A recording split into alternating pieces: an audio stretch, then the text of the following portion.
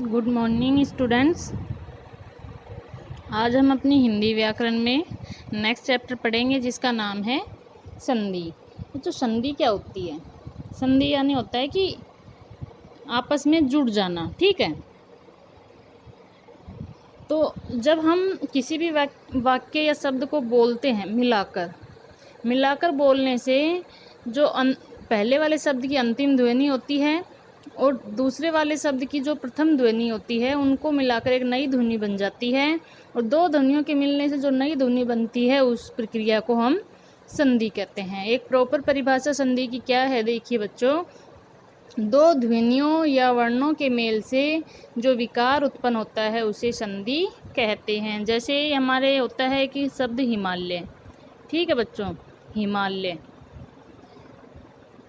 तो हिम और आल्य, ठीक है। तो हिम जो शब्द है यहाँ पे, तो इस मैं के अंदर ए छुपा हुआ है। क्या छुपा हुआ है? ए। मैं के अंदर क्या है? ए है। और आगे जो अगला शब्द है उसका पहला वर्ण क्या है? आ है। ठीक है, तो ए और आ दोनों मिलकर क्या बन जाते हैं? आ बन जाते हैं, और हमारा शब्द हिमालय बन जाता है। इस प्रकार से इसको संधि कहते हैं। ठीक है, संधि के समय दो शब्दों या पदों के मेल से एक सार्थक शब्द ही बनता है।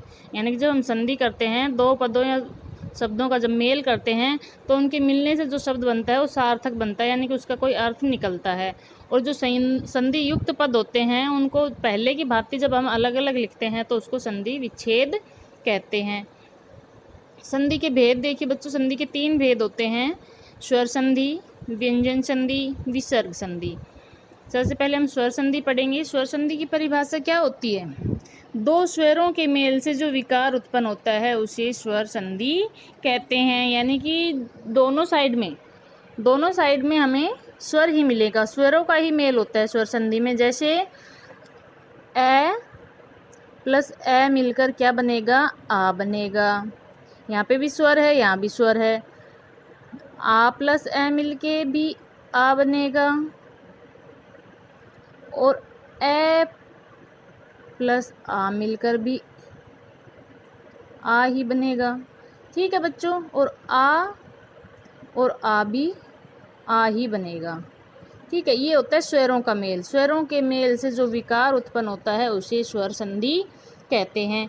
ठीक है, स्वर संधि के कुछ उदाहरण देखिए बच्चों। स्वर संधि में भी हमारी जो स्वर संधि है वो भी कितने प्रकार की होती है? 5 प्रकार की होती है। 5 प्रकार की हमारी स्वर संधि होती है। कौन कौन सी? दीर्घ संधि, गुण संधि, वृद्धि संधि, यण संधि और अयाधि संधि। ठीक है बच्चों, ये 5 प्रकार की हमारी संधि जो स्वर संधि है वो होती है। सबसे पहले हम दीर्घ संधि पढ़ेंगे। कौन सी संधि पढ़ेंगे? दीर्घ संधि। दीर्घ संधि की परिभाषा क्या होती है? ह्रस्व या दीर्घ स्वर के बाद ह्रस्व या दीर्घ समान स्वर आने पर दोनों के मेल से दीर्घ स्वर हो जाता है। ह्रस्व कौन से होते हैं? छोटे, जैसे अ, ई, उ और री। ठीक है बच्चों, इनके बाद में ह्रस्व या दीर्घ आए। ठीक है, ह्रस्व आए चाहे दीर्घ आए, उनके स्थान पर दीर्घ ही होता है, उसे दीर्घ संधि कहते हैं। ठीक है, देखिए दीर्घ संधि के उदाहरण देखिए बच्चों। सबसे पहले हमारा है स्वाधीन। तो स्वाधीन का संधि छेद क्या होगा? स्व प्लस अधीन। इधर हमारा ए है वह के अंदर, तो वह में से ए जब बाहर आता है तो वह हल हो जाता है, और आगे भी ए है, और दोनों को मिलाकर क्या बन जाता है? आ। और आ को जब हम वह में ऐड करेंगे तो क्या बन जाएगा? वा। स्वाधीन। इस प्रकार से है हमारा ये उदाहरण। अगला उदाहरण देखिए अपना, सत्याग्रह। सत्याग्रह का संधि छेद क्या होएगा? सत्य प्लस आग्रह। तो यहाँ पे ये में क्या है? ए है, और ए जब बाहर निकल जाता है तो ये हल बच जाता है, और आगे हमारा आ है। दोनों मिलकर भी क्या बनेंगे? आ ही बनेगा, और आ जब ये में ऐड होगा तो सत्या बन जाएगा, और हमारा शब्द बन जाएगा सत्याग्रह। ठीक है, अगला हमारा देखिए विद्यार्थी। विद्यार्थी का संधि छेद क्या होगा? विद्या प्लस अर्थी। तो यहाँ पे हमारा आ है या में, तो ये हलंत हो जाएगा और आगे ए है, ये दोनों मिलकर भी आ बनेंगे। ठीक है, तो यहाँ पे हमारा हो गया, ये इसमें मिलेगा और विद्यार्थी हो गया। ठीक है बच्चों, आगे हमारा देखिए ई के उदाहरण देखिए। एक जैसे हो गया हमारा दिनेश हो गया, ठीक है, नहीं सॉरी, परीक्षा। परीक्षा देखिए, परीक्षा, परीक्षा का संधि छेद क्या होएगा? इच्छा। यहाँ पे हमारा ऋस्व ई है, आगे हमारा दीर्घ ई है, दोनों मिलकर कौन सा बन जाता है? दीर्घ ई। कौन सा बनेगा? दीर्घ ई बनेगा। और जो हमारा र हलंत हो गया था उसके अंदर जब दीर्घ ई मिलेगा तो परीक्षा शब्द हमारा सिद्ध होता है। ठीक है, एक हमारा ऊ का उदाहरण देखिए। वधूत्सव, सिंधु ऊर्जा, ठीक है, भूत्थान, जैसे भूत्थान का देख लीजिए उदाहरण। भूत्थान का संधि छेद क्या होएगा? भू उत्थान। तो यहाँ पे भू में ऊ है, भय हमारा हलंत रह गया और आगे ऊ है, दोनों मिलकर दीर्घ ऊ बन जाएगा और वो भू में जुड़कर भूत्थान बन जाएगा। ठीक है बच्चों, आगे देखिए, आगे हमारी है गुण संधि। ठीक है, गुण संधि की परिभाषा क्या होती है बच्चों? ए या आ के बाद ई या ई आने पर ए बनता है, गुण गुण हो जाता है, यानी गुण संधि में ए या आ के बाद, ठीक है, क्या आए? ई आए या ई आए, दोनों की जगह पे क्या बनेगा? ए बनेगा। क्या बनेगा? ए बनेगा। ये इसको बोलते हैं गुण होना। ये गुण हो गए यहाँ पे और इसमें हमारे गुण संधि होती है। ठीक है, उदाहरण देखिए यहाँ पे, पहला उदाहरण देखिए, ए के बाद ई आने पर स्वेच्छा, स्व इच्छा। यहाँ पे ए है, वह हलंत हो गया और यहाँ ई है। हमारी परिभाषा क्या कहती है कि ए और ई मिलकर क्या बन जाएगा? ए बन जाएगा। और ए को जब वह में ऐड करेंगे तो वह पे किसकी मात्रा लग जाएगी? ए की मात्रा लग जाएगी और छाल ऐसे की ऐसे आ जाएगा, स्वेच्छा। ठीक है, अगला हमारा उदाहरण देखिए, आ के बाद ई आने पर, आ के बाद ई आएगा तो महेंद्र। महेंद्र का संधि छेद क्या होएगा? महा प्लस इंद्र। यहाँ हमारा आ है और इधर ई है, दोनों मिलकर क्या बन जाएंगे? ए। और ए किस पे लग जाएगा? है के ऊपर, महेंद्र। ठीक है, आगे हमारा देखिए, ऊ आने पर, ऊ आने पर क्या बनेगा? ए या आ के बाद ऊ या ऊ आने पर ओ बन जाता है।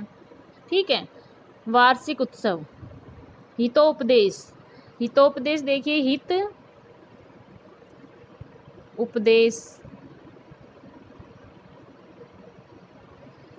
हित यहाँ पे क्या है? इस तय में हमारा ए मिला हुआ है, तय हमारा हलंत हो गया और आगे क्या है? ऊ, और दोनों मिलकर क्या बन जाएंगे? ओ बन जाएंगे। और ओ की मात्रा किस में चली जाएगी? तय में चली जाएगी और हमारा हितोपदेश शब्द बन जाएगा।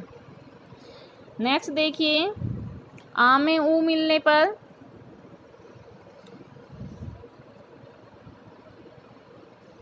महा ऊर्मी।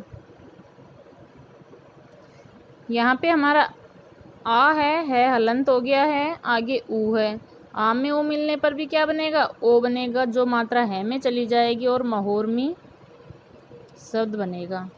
ठीक है बच्चों, आगे अपना देखिए, ए या आ के बाद री आने पर अर हो जाता है, जैसे होता है हमारा उदाहरण देव ऋषि। देव ऋषि,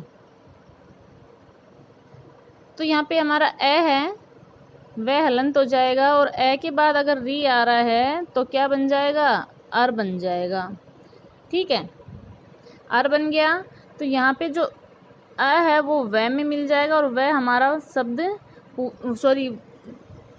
वर्ण पूरा हो जाएगा। और जो र है वो हमारा कहाँ चला जाएगा, रेफ आधे र को जो हलंत र होता है उस रेफ बोलते हैं, जो ऊपर चला जाता है। ठीक है, देव ऋषि शब्द बन गया।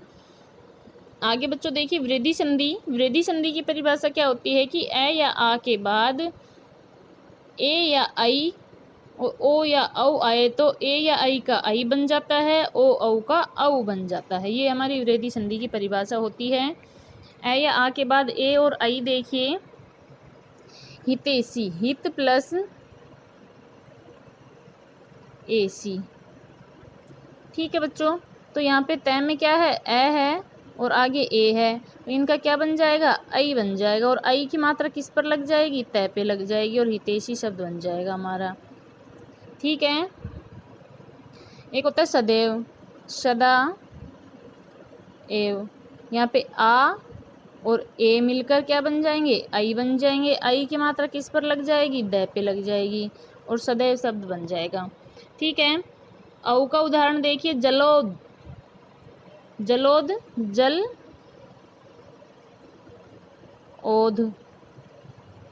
जब ए और ओ मिले हैं, यहाँ पे ल के अंदर जो ए है मिलेंगे तो क्या बनेगा, औ बनेगा। और औ की मात्रा किस पर लग जाएगी, ल पर लग जाएगी, जलौद।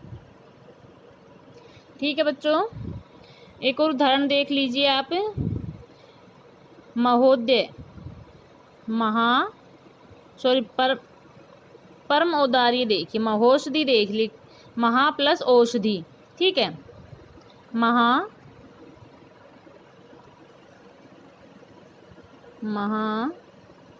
औषधि। यहाँ पे हमारा आ है हलंत हो गया और यहाँ पे ओ है, आ के बाद ओ आ रहा है तो क्या बनेगा, औ बनेगा। और औ की मात्रा हमारी किस में जाएगी, है में जाएगी और महौषधि शब्द बन जाएगा। ठीक है बच्चों, आशा करती हूँ आपको यहाँ तक संधि समझ में आ गई होगी। आगे जो संधि बची है, स्वर संधि के जो दो भेद बच गए, यण और अयादि, वो नेक्स्ट वीडियो में पढ़ेंगे। धन्यवाद बच्चों।